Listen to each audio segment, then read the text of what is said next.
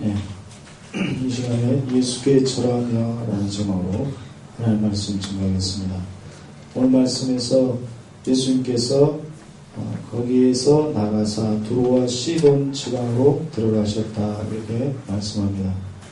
거기를 떠났다라고 하는 것은 14장 마지막 부분에 보면 게네사렛 땅에서 이제 병자들을 고치셨다라는 말씀이 있습니다.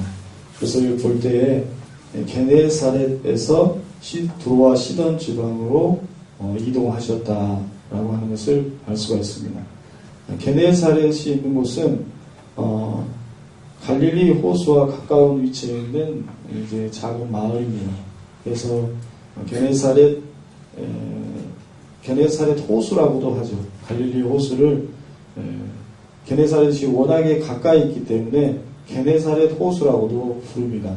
그래서 거기에서 한 60km 정도 떨어진 곳이 두로와 시돈 지방입니다. 세변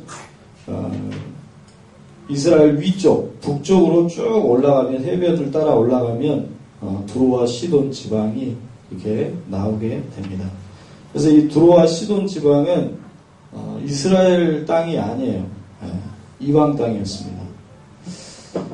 특히나 이 북이스라엘 당시에 유명한 악한 왕으로 꼽히는 아합 왕이라고 하는 왕이 있었거든요. 아합 왕이라고 하는 왕이 있었는데 그 왕의 부인이 누구였을까요? 아합 왕의 부인?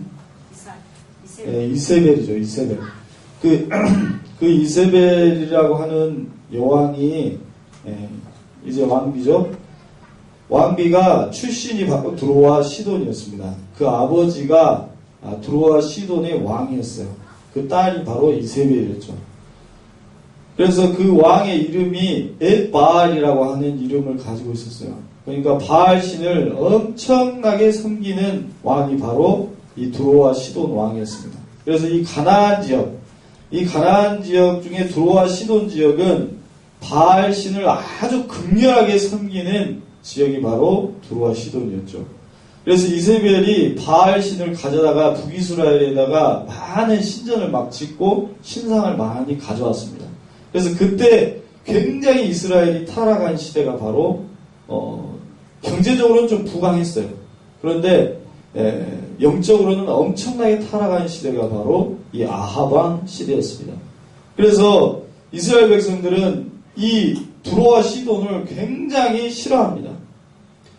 그리고 두로와 시돈 사람들도 이제 그쪽 지역에 이스라엘을 점령할 때가 있었는데 그때 이스라엘 백성들을 잡아다가 다른 나라의 노예로 팔고 하는 그런 역사적인 그런 기록들이 있어요. 그래서 이스라엘 백성들은 이 두로와 시돈 사람이라고 하면 치를 떱니다. 치를 떨어요. 그래서 이 두로에 대한 적대감은 이루 말할 수 없을 정도였다라고 하는 것이죠. 그래서 제자들은 좀 당황했어요. 왜냐하면 예수님이 갈릴리 지역에서만 사역하면 되실 건데 그 정말로 적대적인 땅, 정말로 우리 민족을 괴롭힌 땅, 그 두로와 시돈 지역으로 예수님이 가신다고 하니까 정말로 이해할 수 없었을 것입니다. 그런데 오늘 말씀에서 예수님은 두로와 시돈 지방으로 가셨다라고 말씀합니다. 왜냐하면 그것이 바로 우리 주님이 오신 목적이기 때문입니다. 주님은 자신을 반겨주는 곳으로만 가지 않으셨습니다. 주님이 가신 대부분은 사실 예수님을 반겨주지 않는 곳이었어요. 오히려 예수님께 적대적인 땅, 적대적인 곳으로 예수님은 가셨다라고 합니다. 그 이유는 우리 주님은 평화의 왕으로 이 땅에 오셨기 때문입니다. 우리 주님은 어느 곳이라도 가셔서 그곳에 막힌 담을 허무십니다. 에베소서 2장 14절 말씀에 그는 우리의 화평이신지라 돌로 하나를 만드사 원수된 것 곧 중간에 막힌 담을 자기 육체로 허시고 라고 말씀합니다. 오늘 대강절 첫 주일 맞아서 우리 예수님의 오심을 기다리는 마음 가운데 여러분이 이러한 마음이 좀 있으면 좋겠습니다. 어디를 가든지 나로 말미암아서 막힌 담이 허물어지고 둘이 하나로 되어지고 그것은 어떻게 합니까? 겸손의 왕으로 오신 예수님을 닮아갈 때, 그리고 나를 죽이고 정말로 타인을 높여주고 그러한 모습을 보일 때 바로 그러한 화해의 역사가 일어나게 될 줄로 믿습니다.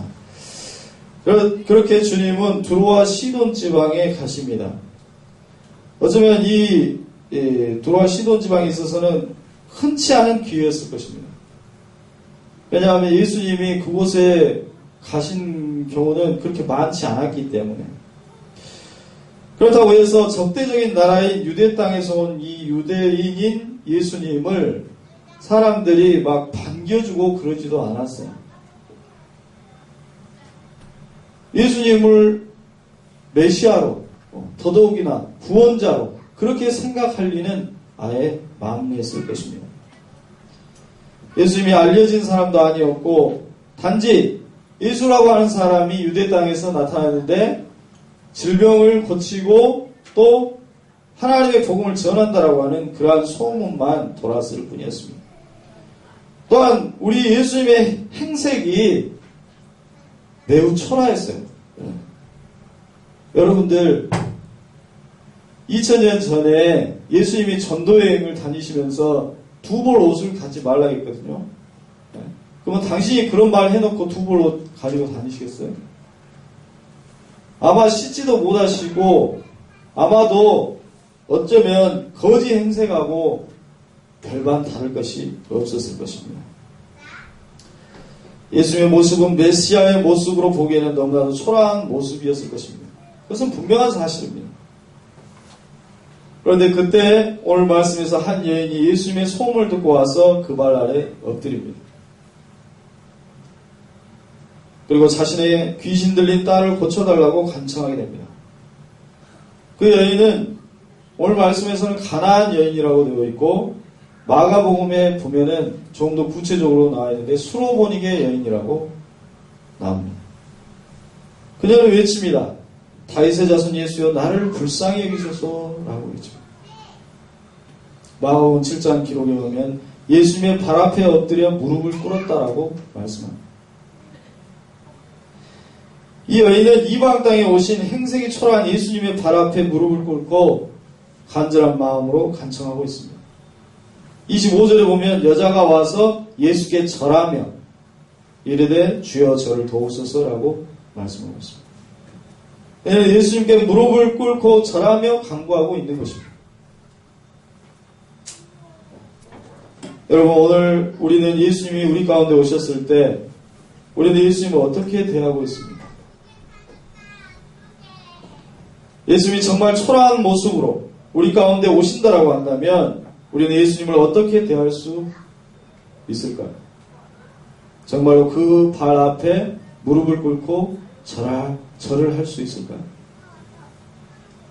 마치 동방박사 세 사람이 그 더러운 마구간에 구유에 누이신 예수를 보고 절을 하듯이 예수님을 보고 절을 할 수 있을까요?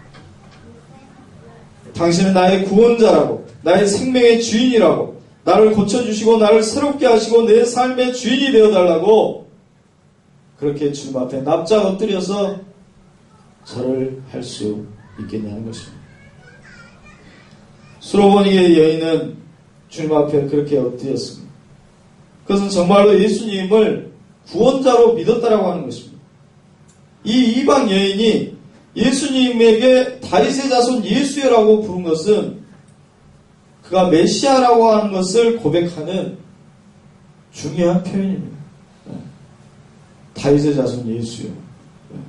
그래서 그때 당시에 메시아를 고백하는 관용적 표현이었습니다. 그런 진정 예수님이 구원의 능력이 있는 살아계신 하나님의 아들이심을 믿었다라고 하는 것입니다. 그것이 바로 예배입니다. 예배라고 하는 단어는 말 그대로 예를 갖춰서 절하다라는 뜻입니다. 예를 갖췄다는 것은 무엇입니까? 정말로 나의 마음과 정성과 힘을 다하여서 주님 앞에 준비된 모습으로 나온다라고 하는 뜻입니다. 우리가 주님 앞에 나올 때 그러한 마음이 있습니까? 정말로 예배 드리고자 하는 마음이 있습니까? 그러한 마음을 다하여서 주님 앞에 엎드려 절하는 마음으로 주님 앞에 예배 드리고 있냐는 것입니다. 성경에서 절을 한다라고 하는 것은 종이 주인에게 절을 하는 것을 말합니다. 이 여인은 지금 예수님께 절하며 자신의 구원자이자 주인이시라고 고백하고 있는 것입니다. 수많은 사람들이 주님을 만나고 주님의 말씀을 들었지만 사실 주님 앞에 납작 엎드려서 다윗의 자손 예수의 나를 불쌍히 여기소서 라고 외친 사람은 성경에서도 사실 몇 사람 되지 않습니다. 이 수로보니 여인이나 바디메오 이런 사람들, 어떻게 보면 사회에서 가장 소외된 사람들, 이 사람들이 예수님을 만났을 때 납작 엎드리고 자기의 겉옷을 벗어 던져버리고 주님 앞에 뛰어가서 다윗의 자손 예수여 나를 구원하소서 라고 외쳤습니다. 왜 그들은 그렇게 외쳤던 것일까요? 사실 그들은 아무것도 가진 것이 없었기 때문에 그렇습니다. 그들의 삶은 광야와 같은 삶이었습니다. 미래가 보이지 않았습니다. 이 여인은 딸까지 귀신 들려서 미친 삶을 살고 있는 것입니다. 그 횟수가 얼마나 됐는지 알 수는 없지만은 상당히 오랜 시간 이 여인은 딸 때문에 자기 정신도 아마도 놓고 살았을지도 모릅니다. 그 어미의 고통은 이루 말할 수 없었을 것입니다. 그들에게 예수라고 하는 사람은 어떤 의미였습니까? 그 여인에게 예수는 누구였을까요? 주님 나에게 축복해 주십시오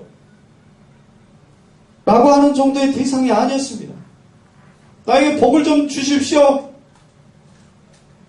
라고 기도하는 그런 대상이 아니었습니다. 나 좀 잘되게 해주세요, 나 좀 잘 살게 해주세요 라고 하는 정도의 기도의 대상이 아니었다라고 하는 것입니다. 이들에게 예수는 그들의 삶의 깊은 절망과 고통에서 건짐을 받을 수 있는 유일한 희망이요, 유일한 끈이요, 유일한 소망이 바로 예수 그리스도였다는 것입니다.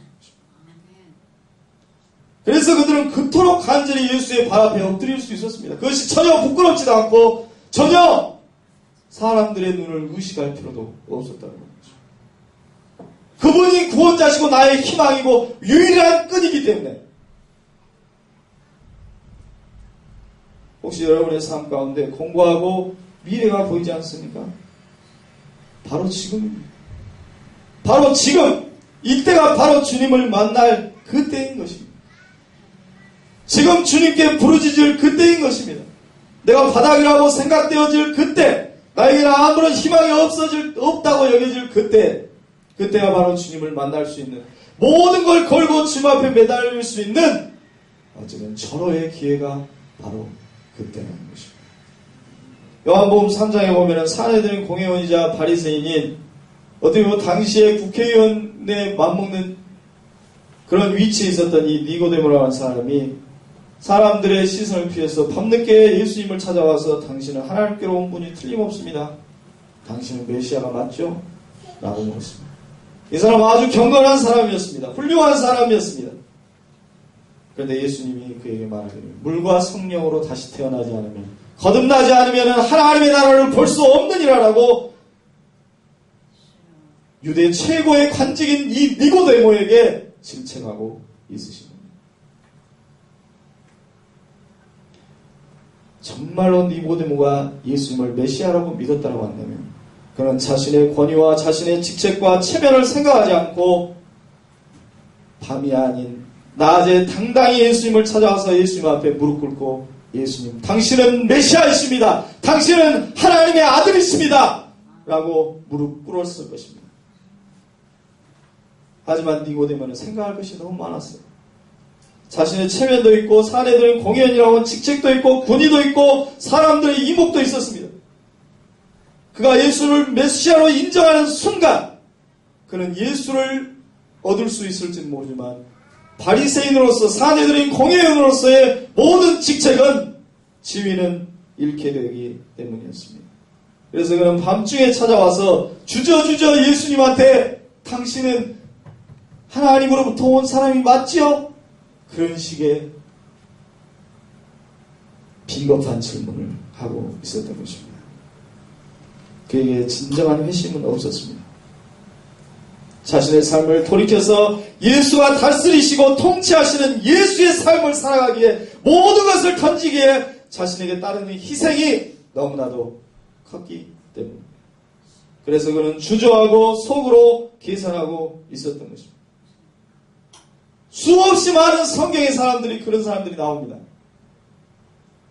부자 청년도 마찬가지로 예수님을 찾아와서 선한 선생님이여, 당신은 선한 선생님입니다. 정말 훌륭한 선생님입니다. 영생을 얻으려면 어떻게 하면 영생을 얻을 수 있습니까?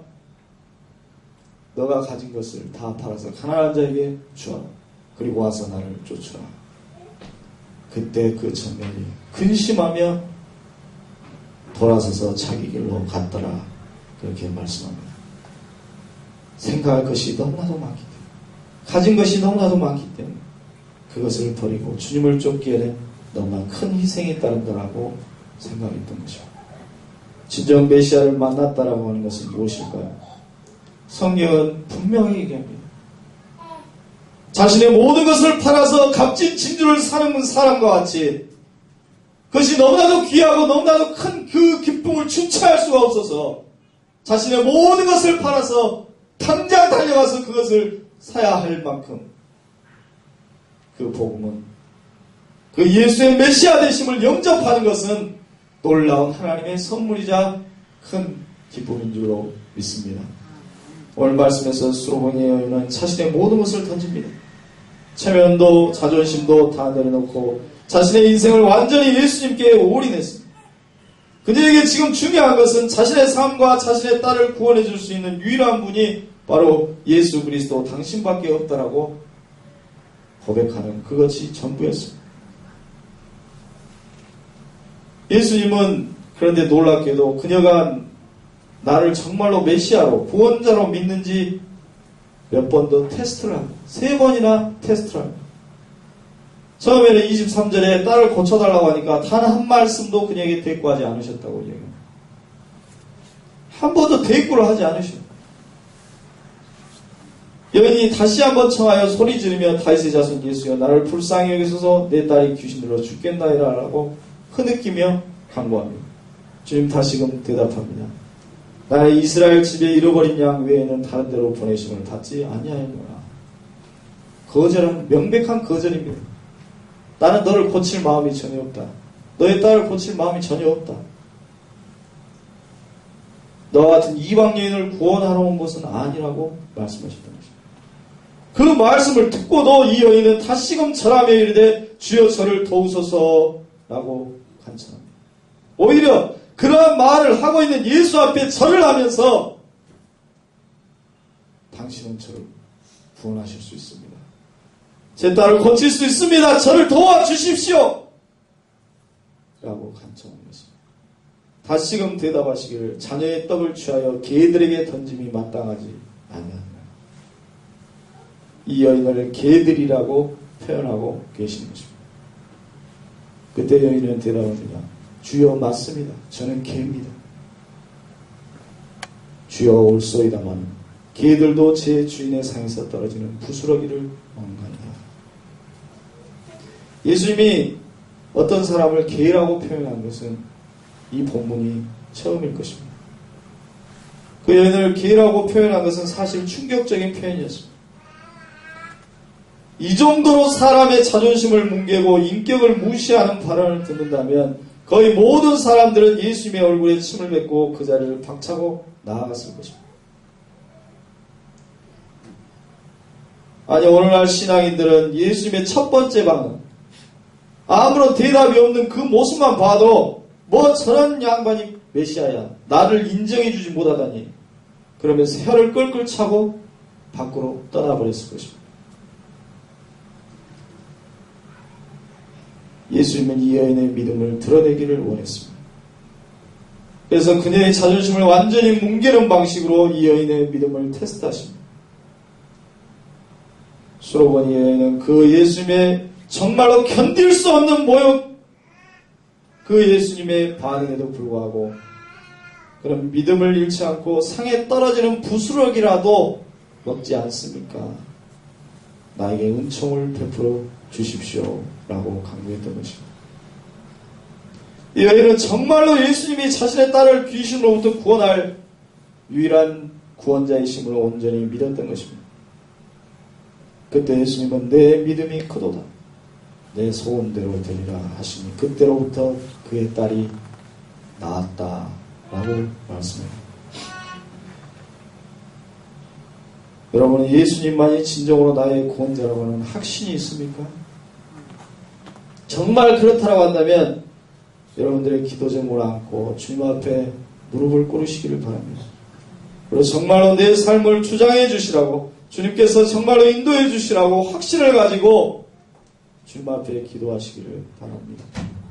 진정으로 여러분의 삶을 머뭇머뭇하지 말고 계산하지 말고 예수님께 맡기고 그 모든 것을 주님 앞에 던지고 하나님께서 통치하시고 하나님께서 인도하시는 그 인도하심에 자신의 삶을 맡겨드릴 수 있기를 바랍니다.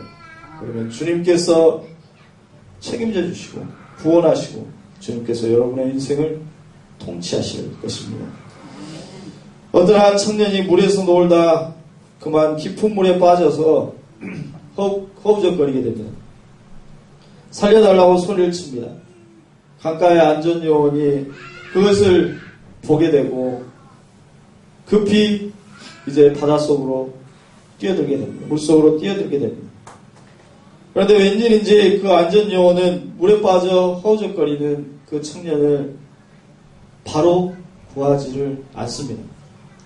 사람들이 다급해가지고 아니 빨리 지금 구해야 되는데 왜 안전요원이 구하지 않고 저러고 있지 하면서 저러다가 죽으면 어떻게 하나 하면서 마음을 졸이면서 바라보고 있었습니다. 그런데 시간이 얼마 지나서 안전요원은 그 청년을 이제 뒤로 돌아가서 목을 잡고 끄집어냈습니다. 청년을 땅으로 데리고 온 후 사람들은 안전요원에게 묻습니다. 어째서 이 사람을 바로 구원하지 않고 쳐다보기만 했습니까?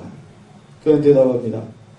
저렇게 물에 빠진 사람이 자기 힘으로 살아보려고 버둥거릴 때 가까이 가게 되면은 있는 힘을 다해서 자기를 구원하러 온 사람을 붙잡고 매달리게 됩니다. 그렇게 되면 저나 그 사람이나 둘 다 물에 빠져 죽게 됩니다. 자기 힘으로 살아보자 하는 의지를 잃고 기진맥진하는 그 시점에 제가 가서 붙잡고 끌어올 때 그 사람을 구할 수가 있습니다. 그래야만 나도 살고 그 사람도 살 수 있죠. 여러분 실제로 인명구조에 있어서 물에 빠진 사람을 겁도 없이 구한다고 달려들면 같이 죽기 일수라고 합니다. 그래서 로프를 던지거나 여러가지 막대기 같은 도구를 사용하거나 정말 수영을 잘하는 전문 구조자가 부른 후에 그 사람이 힘이 이제 물 치는 사람이 물에 빠진 사람이 힘이 빠진 후에 뒤로 돌아가서 잽싸게 구조하는 것이 구조 방법이라고 합니다. 하나님의 구원의 손길도 마찬가지입니다. 정말로 하나님을 의지하고 있는지, 정말로 너가 너의 생각, 너의 욕심, 너의 고집과 자존심을 내려놓았는지 하나님은 지켜보시고 기다리십니다.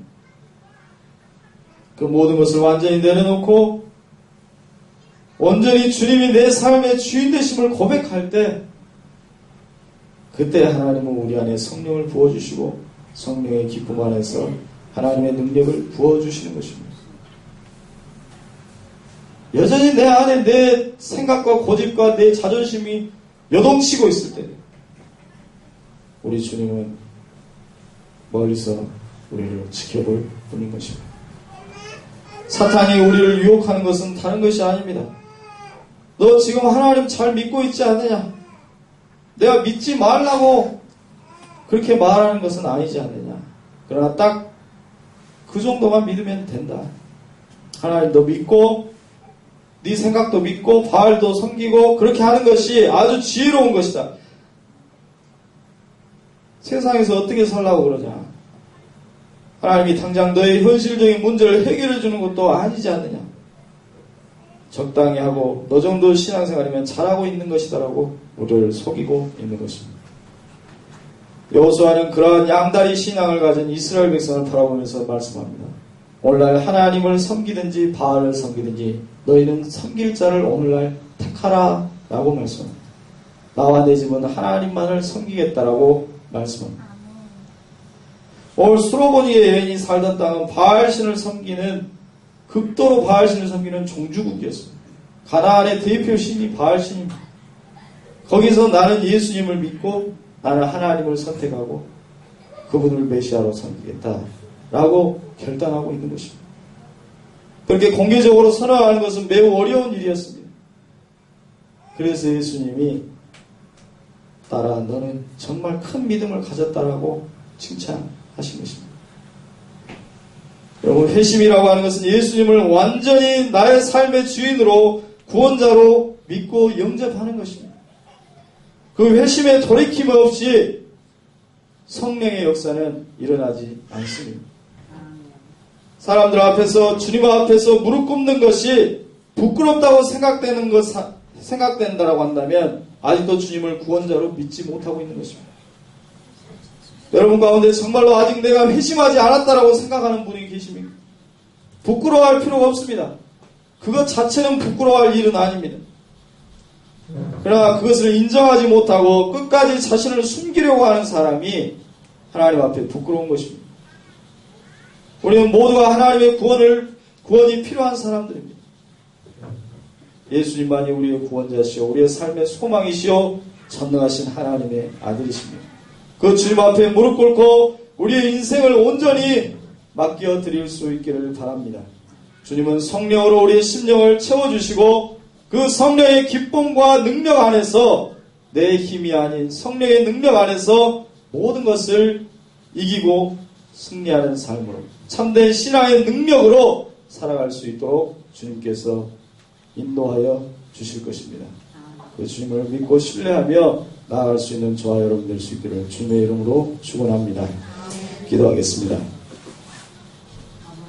주님, 우리의 삶 가운데 하나님의 은총을 부어주시기 위하여서 이 땅에 오시는 주님을 찬양합니다. 주님이 우리 가운데 오셨음에도 불구하고 우리가 그 주님을 온전히 우리의 삶의 중심에 모시지 않은 것은 아닌지 오늘 말씀을 통해서 돌아봅니다. 수로보니의 여인과 같이 자존심이 뭉개지는 상황 속에서도 오히려 주님 당신만이 나의 희망이고 구원자이십니다 하며 그 앞에 절할 수 있는 믿음과 확신이 우리에게 있는지 돌아보게 하여 주옵소서. 주님 당신의 능력이 우리 가운데 온전히 나타나기 위해서 우리가 우리의 모든 것을 당신께 맡기고 우리의 중심을 주님 앞에 온전히 드려야 함을 우리는 압니다. 알면서도 그렇게 행하지 못하고 삶의 순간순간 하나님과 바알을 겸하여 생겼음을 용서하여 주시옵소서. 이제는 오직 내 삶의 중심에 주님만을 모시기를 소망합니다. 그 주님이 내 안에 온전히 거하실 때 성령께서 우리 안에 기쁨과 능력을 부어주시고 세상을 이길 능력을 주실 줄로 믿습니다. 나를 내려놓고 성령의 능력 안에서 예수로만 살아갈 수 있는 귀한 믿음을 허락하여 주시옵소서. 그리하여 우리의 모든 문제들이 주님의 인도하심을 따라 협력하여 선을 이루어 참으로 지는 그러한 은혜를 입게 하여 주시옵소서. 감사드리고 예수 그리스도의 이름으로 기도드리옵나이다.